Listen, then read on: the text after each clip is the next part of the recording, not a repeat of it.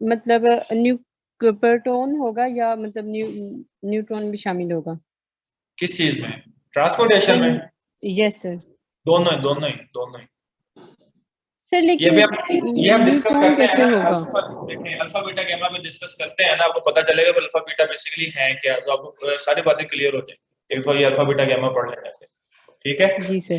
और जो आपने सर फर्स्ट फर्स्ट पॉइंट बताया था रेडियो से एक्स रेज का, सर ये दोबारा बता दें, ये नहीं समझ आया। रेडियो वेव से लेकर एक्स रेज तक जितनी रेडिएशन है वो सारी की सारी इलेक्ट्रॉन की ट्रांजिशन से मिट होती है। जब इलेक्ट्रॉन सर हाई से इससे लो पहले जो बताया था। स्पेक्ट्रम बताया था मैंने। जी सर वो वही।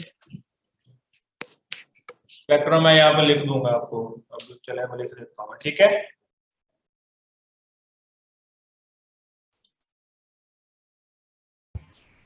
Sir, can you repeat the last point you said about the gamma rays? दोबारा पूछा क्या पूछा है? Can you repeat the last point you said, like about gamma rays being emitted and all okay, that stuff? जितने ये spectrum मैं आपको लिख दूंगा, उसमें मैं चीजें मेंशन कर दूंगा, ठीक है। मैं स्पेक्ट्रम लिखूंगा, उसमें सब चीजें मेंशन कर दूंगा। सर ये गैमा रेज को आपने बताया कि न्यूक्लियर ट्रांसमुटेशन से प्रोड्यूस होती हैं। न्यूक्लियर ट्रांजिशन से, हाँ जी, न्यूक्लियस की ट्रांजिशन से एमिट होती है। और सर ये रेडियो वेव से लेके आपने कहा कि एक्सरेज, ये क्या सर आपने बताया? ये इलेक्ट्रॉन की ट्रांजिशन से एमिट होती हैं सारी। सर मतलब इनको इनर शेल ट्रांजिशंस भी कह सकते हैं? वो एक्स रेज होते हैं, इनर शेल ट्रांजिशन, एक्स वो सिर्फ एक्स रेज के लिए। इनर शेल ट्रांजिशन सिर्फ एक्सरेज के लिए, बाकियों के लिए मतलब एक्सरेज को निकाल के तो गैमा रेज को भी निकाल के बाकियों के लिए एटॉमिक ट्रांजिशंस आपने कहा? वो एटॉमिक या इलेक्ट्रॉनिक ट्रांजिशन है, यानी कि ये इनर शेल ट्रांजिशन में तो बेसिकली इलेक्ट्रॉन की ट्रांजिशन ही हो रही है ना। जी सर, लेकिन इसीलिए ये मैं आपको कह कह रहा लेंगे, हाँ जी, लेकिन ये कह लेंगे अल्ट्रा वायलेट है या एक्स रेज है ना, ये हैवी एटम जो होंगे उनमें से एमिट होती हैं, और जो बाकी रेडिएशन है वो हैवी के साथ लाइट एलिमेंट से भी एमिट हो सकती है, लेकिन होती इलेक्ट्रॉन की ट्रांजिशन से ही है। क्या सर हमारे इसके ये लास्ट ईयर एमसीक्यू भी आया था गालबन, उन्होंने पूछा था कि the main difference between gamma rays and X rays is, तो सारा ऑप्शन थे मतलब एनर्जी, फ्रीक्वेंसी, वेवलेंथ, और एक ऑप्शन था ओरिजिन।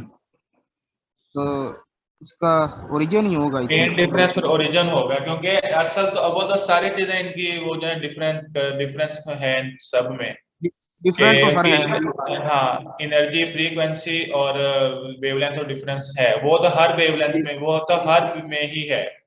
लेकिन जब उन्होंने मेन डिफरेंस पूछा है ना, तो ओरिजिन होगा, क्योंकि एक्स रेज इलेक्ट्रॉन की ट्रांजिशन से एमिट होती हैं और गैमा रेज न्यूक्लियस की ट्रांजिशन से एमिट होती हैं। ये मेन डिफरेंस आएगा, मेन डिफरेंस। जी ठीक है, जी सर। चलें जी।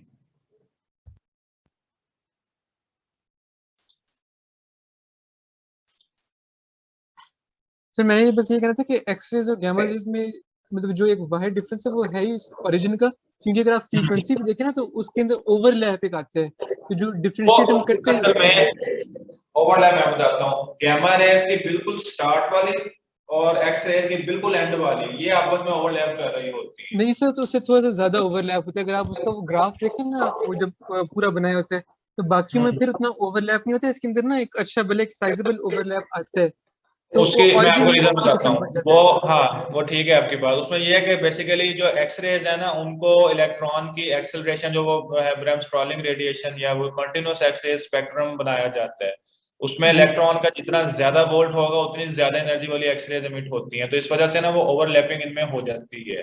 हाँ जी, वो मैं बात वही कह आपको रहा हूँ कि बिल्कुल जो ठीक वाहिद है, तरीका है उनको डिफरेंशिएट करने का वो सोर्स सही है, वो वरना ओरिजिन ही एक है तरह ना। से एक चीज भी बन सकती है।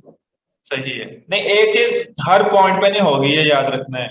इनका जो ओवरलैपिंग क्राइटेरिया वो बिल्कुल स्टार्ट और एंड वाला ही होगा, आगे ओवर इतनी ज्यादा ओवरलैपिंग इनमें नहीं होती, क्योंकि न्यूक्लियस का मैथ बहुत ज्यादा है। आप एक हद उसमें बिल्कुल स्टार्ट में, यानी कि जहाँ ये खत्म हो रही है एक्स रेज या जहाँ स्टार्ट हो रही है गैमा रेज, ठीक है ना, वो पॉइंट वो उस रेंज में ओवरलैप करेंगे, उससे ज्यादा आगे जाके नहीं ओवरलैप करेंगे, क्योंकि फिर कुछ चीजें न्यूक्लियस टू न्यूक्लियस भी वेरी करती हैं। ठीक है, चलें जी। उसके बाद हम डिस्कस करते हैं अल्फा पार्टिकल्स का, अल्फा डिके। ठीक है, अल्फा डिके में ए और सी, ठीक है, ये है पेरेंट न्यूक्लियाई। जब ये अल्फा पार्टिकल एमिट करेगा, ठीक है, अल्फा पार्टिकल बेसिकली हीलियम का न्यूक्लियाई होता है। जब ये अल्फा पार्टिकल एमिट करेगा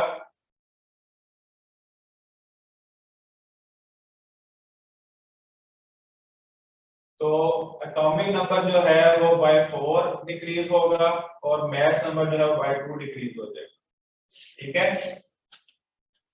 अच्छा जी, अब एक चीज आपने याद रखनी है कि न्यूक्लियर डिके में जितने भी लॉ है, law of conservation of mass है, मोमेंटम है, एटॉमिक नंबर है, मास नंबर है, हर चीज कांस्टेंट कंजर्व रहती है, ठीक है। Law of conservation of energy है, law of conservation of mass है, law of conservation of charge है, law of conservation of momentum है, सारे के सारे तो इक्वली वैलिड होते हैं, ये चीज याद रखिएगा, ठीक है। और देखें दोनों तरफ एटॉमिक नंबर और मास नंबर इक्वल है, ठीक है। एरो के राइट साइड पे और लेफ्ट साइड पे ये एटॉमिक नंबर, मास नंबर और एटॉमिक नंबर इक्वल है, ठीक है। आपकी इक्वेशन सही है या गलत, आप यहां से आप देख सकते हैं कि दोनों तरफ atomic number, mass number same है या डिफरेंट है, ठीक है। ये चीज याद रखिएगा। मैं जनरल इक्वेशन इनके लिखूंगा। अल्फा पार्टिकल बेसिकली हीलियम के न्यूक्लियाई है, न्यूक्लियाई ऑफ हीलियम, ठीक है। हीलियम के न्यूक्लियाई है, इसका मतलब ये है कि जब अल्फा पार्टिकल, इसमें क्या होगा, अल्फा पार्टिकल में 2 प्रोटॉन्स हैं, 2 न्यूट्रॉन्स हैं, 2 प्रोटॉन 2 न्यूट्रॉन मिलते हैं, कंबाइन होते हैं, अल्फा पार्टिकल बनता है। टनली अल्फा पार्टिकल जो बाहर निकल आते हैं न्यूक्लियस से, ठीक है। वो न्यूक्लियाई ऑफ हीलियम क्यों कहते हैं, उसकी रीजन ये है कि अल्फा, ये जो हीलियम जो है अल्फा पार्टिकल, इसमें इलेक्ट्रॉन्स नहीं होते, इसमें 2 प्रोटॉन है, 2 न्यूट्रॉन है, इस वजह से हम इसे न्यूक्लियाई ऑफ हीलियम कहते हैं, एटम ऑफ न्यूक्लियस या हीलियम नहीं कहते, ये बात याद रखिएगा, ठीक है। और इनका जो चार्ज है, प्रोटॉन की तादाद 2 है तो +2 इन पे चार्ज, ठीक है। उसके बाद है बीटा पार्टिकल, बीटा डीके। मैं सब ये क्वेश्चन लिखूंगा, बाकी इसकी जो मेन है वो आप लोग अपने अपनी बुक से स्टडी करेंगे सारे। मैं सब आपको बताऊंगा कि इनके डीके में क्या क्या चेंजेस आते हैं, क्या क्या होते हैं। पंजाब के स्टूडेंट्स एक बात याद रखें, बीटा डीके 2 तरह का होता है, आपकी बुक में एक तरह का है, ठीक है। फेडरल में 2 तरह का दिया हुआ है, बीटा डीके 2 तरह का होता है, ये देखिएगा। बीटा डीके होता कब है, प्रोटॉन और न्यूट्रॉन ये न्यूक्लियस में है। कई दफा ऐसा होता है कि प्रोटॉन न्यूट्रॉन में कन्वर्ट हो जाता है, यानी आप ये कह रहे हैं प्रोटॉन न्यूट्रॉन बन जाता है, न्यूट्रॉन प्रोटॉन बन जाता है, ऐसा होता है न्यूक्लियस में, ठीक है। जब प्रोटॉन और न्यूट्रॉन जो आपस में कन्वर्ट होते हैं वो डीके बेसिकली बीटा डीके कहलाता है, ठीक है। हम दोनों को स्टडी करते हैं कि बीटा डीके है क्या। फॉर एग्जांपल एक प्रोटॉन है, ठीक है, प्रोटॉन जब एक न्यूट्रॉन में कन्वर्ट होगा, प्रोटॉन का मास भी 1 है, ये प्रोटॉन है, जब ये न्यूट्रॉन में कन्वर्ट हुआ, ठीक है, ये एक पार्टिकल एमिट करेगा, ठीक है। वो पार्टिकल नेगेटिवली चार्ज होगा और नेगेटिवली चार्ज पार्टिकल बहुत तेजी से न्यूक्लियस से बाहर निकलेगा और इसके सारे 4 पार्टिकल निकलेगा जिसको एंटी न्यूट्रिनो कहते हैं। ये जरा इसके बाद याद रख लीजिएगा, तो फेडरल में शायद लिखा हुआ है डिटेल के साथ एनर्जी जो होगी निकलती है, ठीक है। इसी तरह अगर न्यूट्रॉन है, एक न्यूट्रॉन प्रोटॉन में कन्वर्ट होता है, ठीक है, तो ये पार्टिकल निकलेगा 7,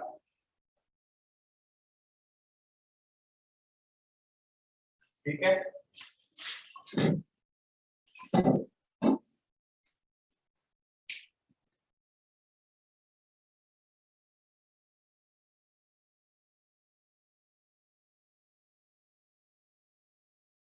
ये कहलाते हैं बीटा पार्टिकल्स,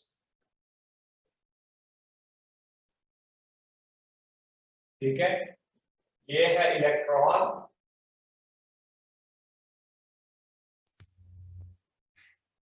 इनकी जो असल इक्वेशन है वो आप अपनी बुक से बच्चों देखेंगे, ठीक है,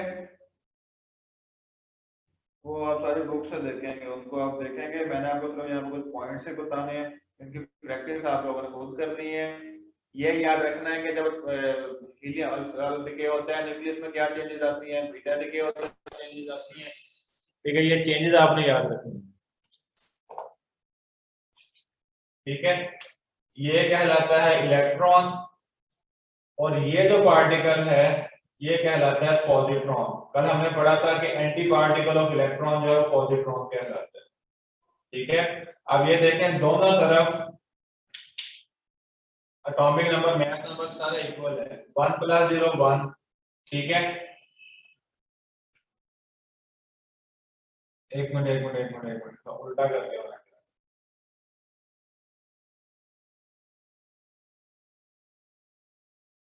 तो चलिए मैं एक मिनट उल्टा कर गया हूं। जब प्रोटॉन होगा तो यहाँ पर आएगा पॉजिटिव, ये सॉरी मैं उल्टा कर गया उसको। हाँ जी, यानी यहाँ से पता चलेगा कि 1 + 0 1 तो 1 - 0 1 0। ठीक है, तो ये होगा पॉजिट्रॉन और ये वाला होगा इलेक्ट्रॉन। ये दोनों ही बीटा पार्टिकल्स कहलाते हैं। पॉजिट्रॉन है तो यहाँ पे न्यूट्रिनो बनेगा आएगा। ठीक है, और यहाँ पर होगा एंटी न्यूट्रिनो। ये न्यूट्रिनो एंटी न्यूट्रिनो पार्टिकल्स होते हैं जिनमें चार्ज नहीं होता। ठीक है, इनकी सारी फिजिक्स अलग है, बस आप इनका नाम याद रखना है। और ये दो जो है ये बीटा पार्टिकल्स है। अब आपने ये देखना है कि जब बीटा डिके हुआ, ठीक है, बीटा डिके में दोनों सूत्रों में देखें मास नंबर जो है वो चेंज नहीं होता। In beta decay A remains same, ठीक है, Z changes by +1 और -1। ठीक है, इसका मतलब अगर प्रोटॉन न्यूट्रॉन में कन्वर्ट होता है तो ये देखेंगे मास नंबर कम हो गया यहाँ पे एटॉमिक नंबर। अगर न्यूट्रॉन प्रोटॉन में कन्वर्ट होता है तो ये ज्यादा हो जाएगा। ठीक है, एक चीज ये आपने याद रखनी। अल्फा डिके में अल्फा में दोनों चीजें ही चेंज होती हैं, बीटा में मास नंबर चेंज नहीं होता, एटॉमिक नंबर जो है वो +1 या -1 चेंज होता है। और लास्ट है गामा डिके।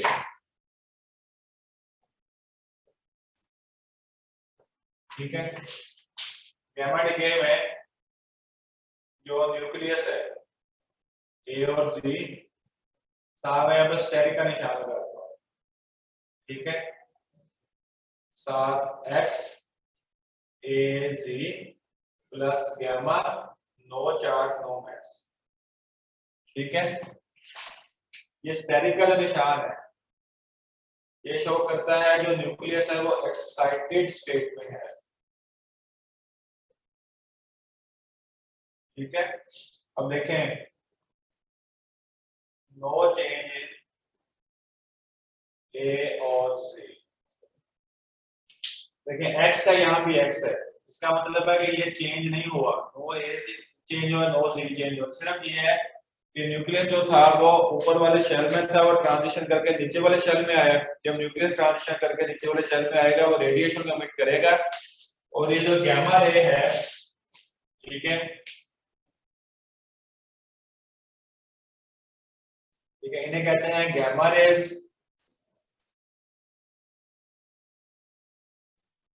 ठीक है, और ये होती हैं इलेक्ट्रोमैग्नेटिक वेव्स। ठीक है, इनपे कोई चार्ज नहीं होता, कोई इनका मास नहीं होता। अब जो आप लोगों ने बात की थी मैं यहाँ पे वो लिखता हूँ।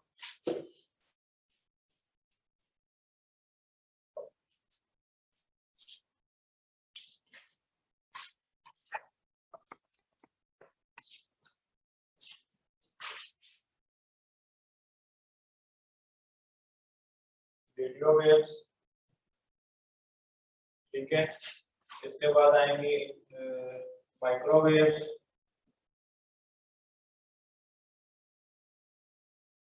उसके बाद आएंगी इंफ्रारेड रेज,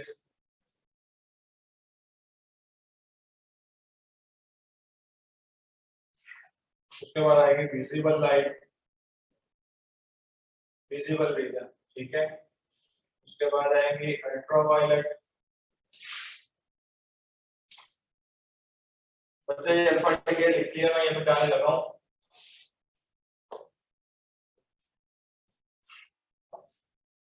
और अल्ट्रावायलेट के बाद आएंगी एक्सरेज, और सबसे एंड पे है क्या हमारे, ठीक है। इस तरह को जब मूव करेंगे ना, एनर्जी जो है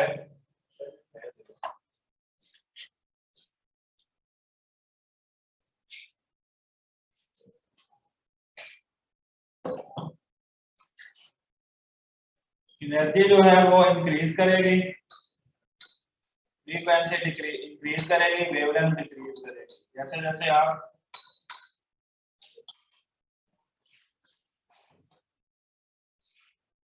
इस तरह हो जाएगी, एनर्जी इंक्रीज करेगी, फ्रीक्वेंसी इंक्रीज करेगी, और वेवलेंथ जो है वो डिक्रीज करेगी। इस एरो का मतलब है जैसे ज्यादा विस्तार जाते जाएंगे ये सब चीजें इंक्रीज करेंगी, ठीक है। और एक बात और, एक्सरे से लेकर रेडियो वेव्स तक ये सारी के सारी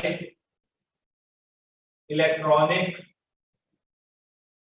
या एटॉमिक ट्रांजिशन से एमिट होती है। या आसान लफ्जों में आप याद रख लें कि इलेक्ट्रॉन ने जब ट्रांजिशन करनी है ना, इलेक्ट्रॉन की काफी सारी स्टेट्स हैं। इलेक्ट्रॉन जब एक सिंगल स्टेट में नहीं है, वो वाइब्रेट भी कर रहा है, ठीक है, उसकी वाइब्रेशनल स्टेट है। इलेक्ट्रॉन रोटेट कर रहा है, उसकी रोटेशनल स्टेट है, ठीक है। अगर वो कोई वो जैसे वो आपके वो डंबल शेप है, वो पीडी उसमें इस तरह अगर मूव कर रहे हैं तो ट्रांसलेशनल स्टेट है, ठीक है। इलेक्ट्रॉन जिस भी स्टेट में है, तो जब वो उस स्टेट में रोटेशनल वो फॉर एग्जांपल वाइब्रेशनल स्टेट में है, जब वो एक वाइब्रेशनल स्टेट से दूसरी वाइब्रेशनल स्टेट में आएगा तो कोई ना कोई रेडिएशन एमिट करेगा। वो वाइब्रेशनल स्टेट में बेसिकली इंफ्रारेड रेज को एमिट करते हैं। हाइड्रोजन का एक इलेक्ट्रॉन है, वो बेसिकली विजिबल रीजन को ही ज्यादा उसमें विजिबल रीजन आता है, ठीक है। और वाइब्रेशनल है, रोटेशनल है, फिर काफी सारे स्टेट्स हैं इलेक्ट्रॉन की। जब वो अपने उस स्टेट को चेंज करेगा, रेडिएशन एमिट करेगा, ठीक है, उसे इलेक्ट्रॉनिक ट्रांजिशन कहते हैं। और गामा रेज है वह जो न्यूक्लियर ट्रांजिशन से एमिट होती है,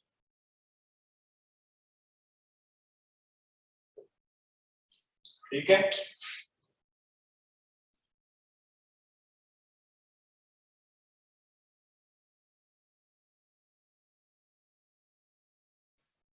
जी बच्चों, ये आपका था बेसिकली रेडियोएक्टिव डिके का, ठीक है। और उसके बाद फिर है नेक्स्ट हाफ लाइफ, और उसका लॉ ऑफ डिसइंटीग्रेशन है, हाफ लाइफ है, वो कुछ चीजें डिस्कस करेंगे कल साथ, वो डिस्कस हो जाएंगे। बायोलॉजिकल इफेक्ट्स के 3-4 यूनिट्स हैं बायोलॉजिकल इफेक्ट्स के, वो हम डिस्कस करेंगे।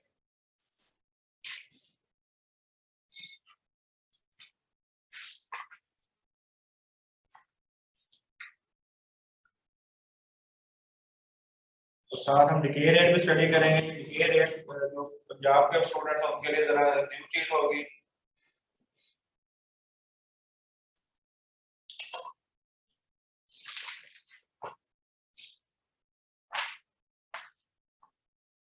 ठीक है, तो ये बेसिकली कुछ था आपका रेडियोएक्टिव स्पॉन्टेनियस या रैंडम डिके, ठीक है। स्पॉन्टेनियस का मैंने आपको बता दिया है कि जो नेचुरल रेडियोएक्टिविटी है वो खुद ब खुद होती है, ठीक है, किसी एक्सटर्नल इफेक्ट से उसको कम या ज्यादा नहीं किया जा सकता। और रैंडम डिके का मतलब है कि एक आपके पास 100 एटम्स पड़े हैं, न्यूक्लियाई पड़े हैं, आप ये नहीं बता सकते कि पहले कौन सा डिके हो, इसे रैंडम डिके कहते हैं, ठीक है। और कोई भी जो न्यूक्लियस है वो कंप्लीटली डिके भी नहीं होता। ये हाफ लॉ में कुछ बातें हम डिस्कस करेंगे। तो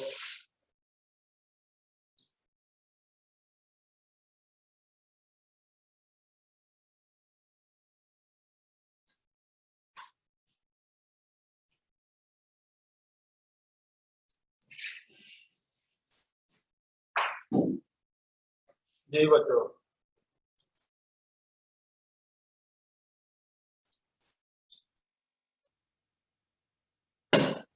सर हम ये कह सकते हैं कि जो गैमा गैमा जो है, गैमा रेज का मैस ये 0 होता है मतलब। सर है तो मतलब इलेक्ट्रोमैग्नेटिक वेव ही है ना, फोटोन ही है एक सब। आप ये जितने भी इलेक्ट्रोमैग्नेटिक वेव्स है ना, मैं आपको तो एक्सप्लेन कर देता हूँ इस चीज को। मेरी आवाज आ रही है? जी सर। बोर्ड क्लियर है आप लोगों को? जी सर। लाइट ने झटका मारा था, मैं क्या वो स्पीकर को लिखा आ रहा था। ठीक है, आवाज में मसला हुआ मुझे बता देना, उस लाइट ने झटका सा मारा है। अच्छा, ये जितने भी इलेक्ट्रोमैग्नेटिक वेव्स हैं ना, बेसिकली ये फोटॉन्स है सारे। रेडियो वेव्स हैं वो रेडियो वेव फोटॉन्स हैं, माइक्रोवेव्स हैं माइक्रोवेव फोटॉन्स हैं, गामा रेज हैं वो गामा रे फोटॉन है।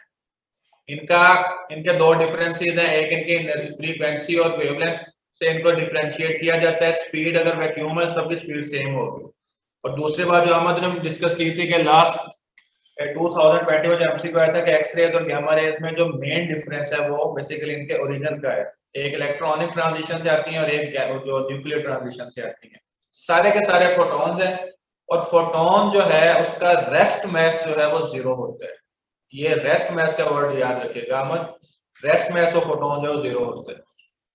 इस वजह से फोटॉन जो है स्पीड ऑफ लाइट से मूव करता है, कभी भी रेस्ट पे नहीं आ सकता।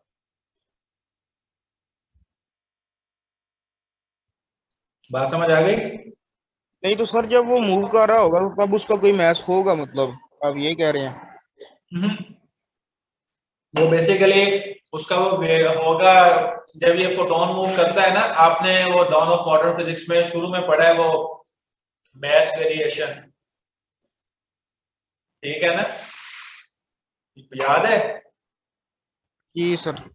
ठीक है ना। बेसिकली ये जो है ना टाइम डायलेशन मास वेरिएशन फोटोन पे अप्लाई होते हैं सारे। फोटोन का रेस्ट मास 0 है, लेकिन उसका मोमेंटम जो है वो रिलेटिविस्टिक मोमेंटम उसका एग्जिस्ट करता है, क्योंकि आप ये कह सकते हैं कि उसका रेस्ट मास 0 है लेकिन उसका रिलेटिविस्टिक मास जो है वो होता है, जिसकी वजह से उसका रिलेटिविस्टिक मोमेंटम भी होता है। इस वजह से मैंने कहा था जब एक्सरे वाला जो किया था कॉम्पटन इफेक्ट वाला, जो इलेक्ट्रॉन के साथ जब टकराई थी तो उन्होंने मोमेंटम और एनर्जी दोनों दी। एनर्जी बेसिकली फोटोन के पास होती है, वो पैकेट ऑफ एनर्जी है, और उसका जो मोमेंटम है वो बेसिकली उसके बाद रिलेटिविस्टिक मास की वजह से होता है, वो रिलेटिविस्टिक मोमेंटम कहलाता है।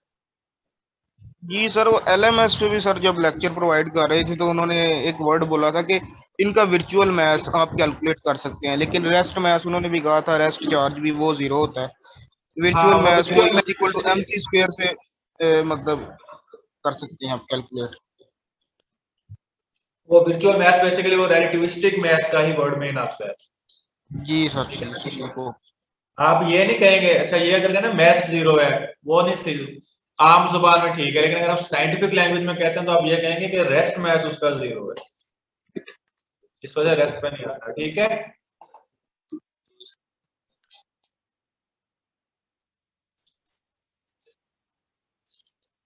सर इलेक्ट्रॉनिक ट्रांजिशन से तो हमें समझ लगती है कि इलेक्ट्रॉन जो है वो एक शेल से दूसरे शेल में मूव करता है जब एनर्जी लेवल चेंज होता है। तो सर न्यूक्लियर ट्रांजिशन कैसे? अच्छा, जिस तरह इलेक्ट्रॉन के इस तरह शेल्स होते हैं ना, इसी तरह न्यूक्लियस के भी शेल्स होते हैं। ठीक है, न्यूक्लियस भी अपनी जगह पर वो रोटेट भी कर रहा होता है। ठीक है, न्यूक्लियस कभी भी ये न्यूक्लियस रेस्ट पे नहीं होता, न्यूक्लियस भी रोटेट करता है, न्यूक्लियस वाइब्रेट भी करता है, और न्यूक्लियस के शेल्स भी होते हैं। तो वो न्यूक्लियस पे जब कोई रेडियो, अब वो कैसे होगा, न्यूक्लियस एक अल्फा पार्टिकल को डिके करता है, अल्फा पार्टिकल एमिट होता है, न्यूक्लियस हल्का हो जाता है, उसका मास कम हो जाता है, वो ऊपर वाले शेल में चला जाता है, उसकी ट्रांजिशन ऑटोमेटिकली ऊपर वाले शेल में हो जाती है। इसका जो ट्रांजिशन का जो फिनोमेना थोड़ा डिफरेंट है। ठीक है, जब वो हाई लेवल से लो पर आएगा तो फिर वो रेडिएशन एमिट करेगा, और वो रेडिएशन जो है गामा रेज होगी। तो न्यूक्लियस के भी शेल्स होते हैं इलेक्ट्रॉन की तरह ही।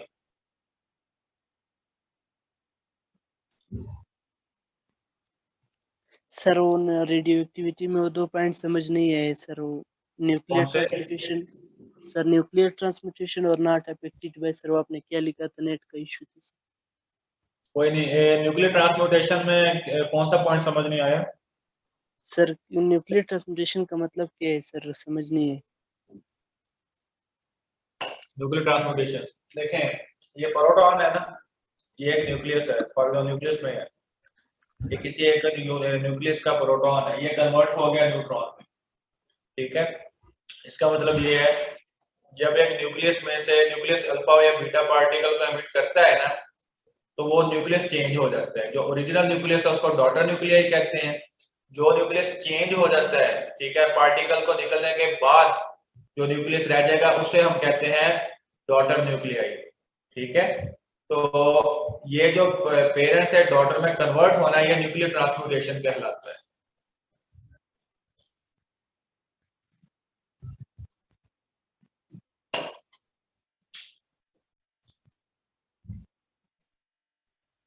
सर और दूसरा point sir not affected by, आपने क्या लिखा था, टेम्परेचर क्या था सर? हाँ जी, ये जो न्यूक्लियर फिनोमेना है ना, ये रेडियोएक्टिविटी हो रही है, इलेक्ट्रॉन प्रोटॉन ये जो निकलते हैं, गामा रेज निकलती है, अल्फा बीटा पार्टिकल निकलते हैं। आप एक न्यूक्लियस को किसी ठंडी जगह पे रखते हैं, किसी गर्म जगह पे रखते हैं, रेडियोएक्टिविटी जो नेचुरल रेडियोएक्टिविटी है वो वैसे ही होगी, वो किसी एक्सटर्नल इन्फ्लुएंस से कम या ज्यादा नहीं होगी, इसका ये मतलब है। और ये प्योरली न्यूक्लियर फिनोमेना है, जिसका मतलब है कि ये सारी चीजें अल्फा बीटा गामा जो है ये हमेशा न्यूक्लियस में से ही एमिट होंगे, इलेक्ट्रॉन इनको नहीं एमिट कर पाएगा।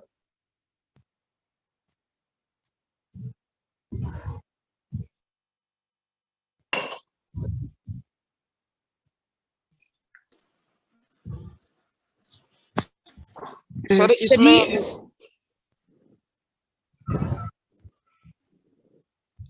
सर जो कल आपने टॉपिक पढ़ाया है सर, वहां से एक क्वेश्चन पूछ सकते हैं, बल्कि दो सर।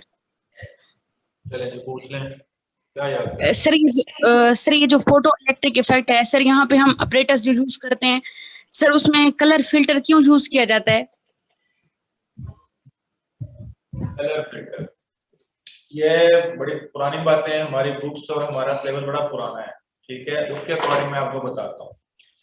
जो मटेरियल आपने कैथोड पर यूज करना है ना, जिसमें से इलेक्ट्रॉन्स को एमिट करवाना है, हर मटेरियल का अपना एक अलग वर्क फंक्शन होता है, ठीक है। और हर मटेरियल ने एक स्पेसिफिक फ्रीक्वेंसी को में ही उन इलेक्ट्रॉन को एमिट करवाना है। फॉर एग्जांपल एक मटेरियल है कि अगर उस पर 10 हर्ट्ज की फ्रीक्वेंसी फॉल करेगी तो उसमें से इलेक्ट्रॉन एमिट होंगे।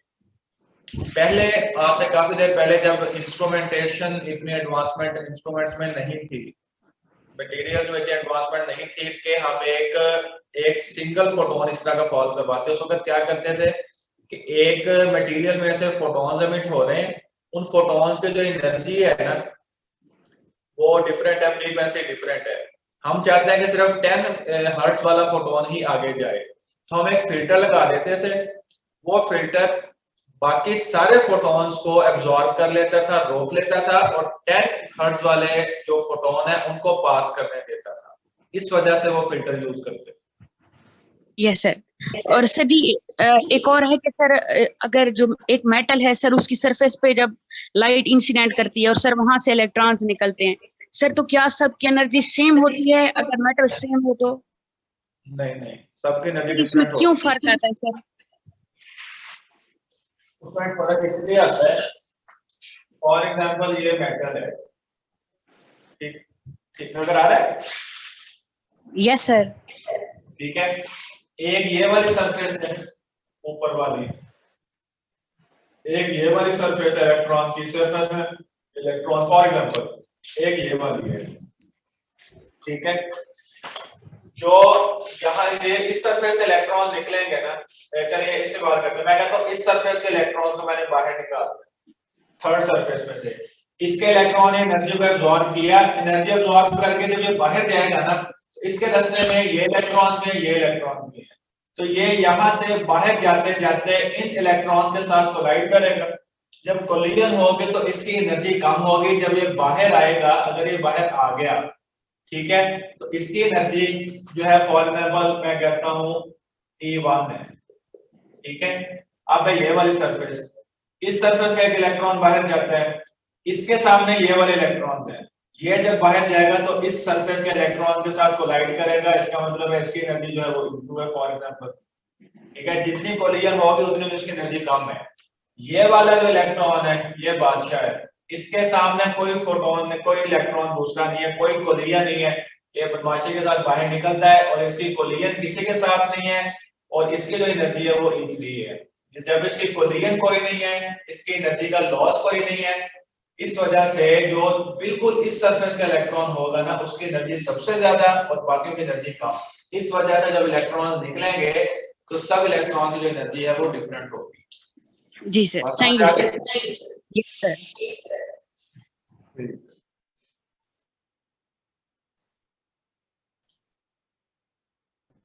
सर कल ये चैप्टर कंप्लीट हो जाएगा पूरा न्यूक्लियर फिजिक्स वाला? इंशाल्लाह हो जाएगा। तो उसके बाद हमारी क्या रूटीन होगी? उसके बाद बच्चे सबसे पहले तो आपकी जो डिस्कशन रहती हैं वो हम करेंगे, और डिस्कशन के बाद फिर आपका सीटीएस शुरू होगा, वो टेस्ट सेशन होगा आपका। मतलब जो टेस्ट सेशंस होंगे उसमें सिर्फ टेस्ट की डिस्कशन होगी? टेस्ट की डिस्कशन होगी, एफएलपीज जो होंगे ना आपके 56 एमसीक्यू, उनकी डिस्कशन हुआ करेंगे। जी ठीक।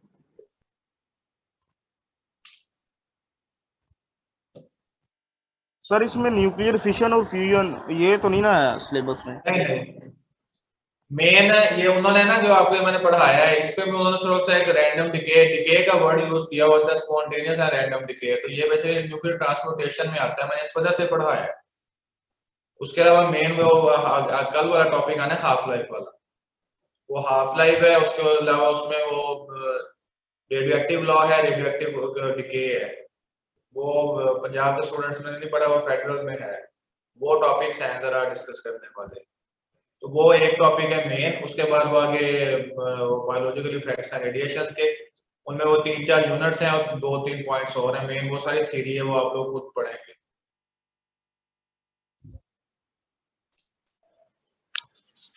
सर न्यूक्लियर ट्रांसम्यूटेशन क्यों होता है सर, इसका वजह क्या है? न्यूक्लियर ट्रांसपोर्टेशन क्यों होता है सर, मतलब एटम स्टेबिलिटी के लिए करता है या इसकी कोई और वजह है? हाँ, बिल्कुल स्टेबिलिटी के लिए करता है। जब न्यूक्लियस में प्रोटॉन की तादाद ज्यादा हो जाती है ना, क्योंकि न्यूट्रॉन तो चार्ज कोई भी नहीं होता, प्रोटॉन की तादाद जितनी ज्यादा होगी, प्रोटॉन एक दूसरे को क्या करेंगे, रिपेल करेंगे। उनके रिपल्शन की वजह से न्यूक्लियस अनस्टेबल होना शुरू हो जाता है। वो अनस्टेबल जब हो जाता है ना, तो ये समझता है कि प्रोटॉन मुझे तंग कर रहे हैं, ये प्रोटॉन मुझे तंग कर रहे हैं, मैं तो बाहर निकालूं। फिर वो प्रोटॉन को या न्यूट्रॉन को मिलाकर बाहर निकालता है। जब वो बाहर निकालेगा किसी न किसी सूरत में अल्फा बीटा या गामा डिके होगा, वो खुद को स्टेबल करना चाहता है, स्टेबिलिटी चाहता है, इस वजह से इस डिके होते हैं। डिके हमेशा अनस्टेबल न्यूक्लियाई के दरमियान होते हैं, नेचुरल रेडिएटिव।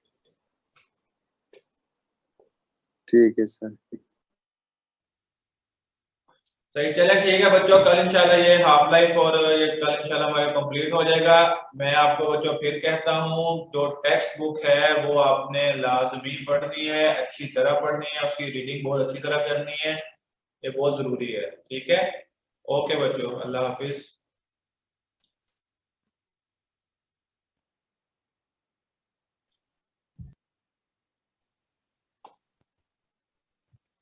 सर मैं सेल बोर्ड से, तो वो किड्स की बुक सही नहीं है? बच्चों समझ नहीं आई, दोबारा बोल रहे हैं?